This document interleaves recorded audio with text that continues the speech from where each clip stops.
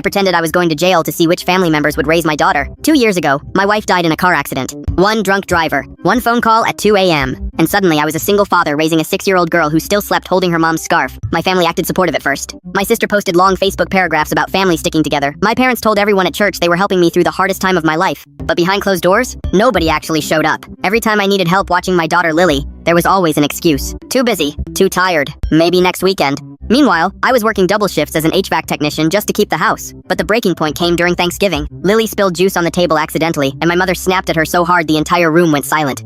Maybe if your father actually disciplined you, you wouldn't act like this. Lily looked down and whispered, "Sorry." That night, driving home, she asked me something that destroyed me. "Daddy, if something happens to you, who's gonna want me?" That question stayed in my head for weeks, so I decided to find out the truth. Not about who loved me, about who loved my daughter. I told my family I was under investigation at work after an expensive equipment accident. Then a week later, I escalated it. I said the company was pressing charges for negligence, and there was a real chance I could serve 6 months in county jail. The reactions came instantly. My older brother said letting Lily stay with him wouldn't be good for his boys right now. His wife claimed their house was already too crowded. My parents offered to take Lily temporarily, but only if I signed over my wife's life insurance money for expenses. Then my Aunt Karen asked the question that made my stomach turn. "If you do go to jail, have you considered putting her in foster care until you're stable again?" Foster care. For a little girl who still cried herself to sleep some nights. That same week, my next-door neighbor Maria started helping without even asking. She picked Lily up from school when I worked late. Her teenage son helped Lily with homework. One night, Maria brought over homemade soup and quietly said, "Your daughter shouldn't feel scared right now." Then Lily's teacher called me after school one afternoon. "She's been anxious lately," she said gently.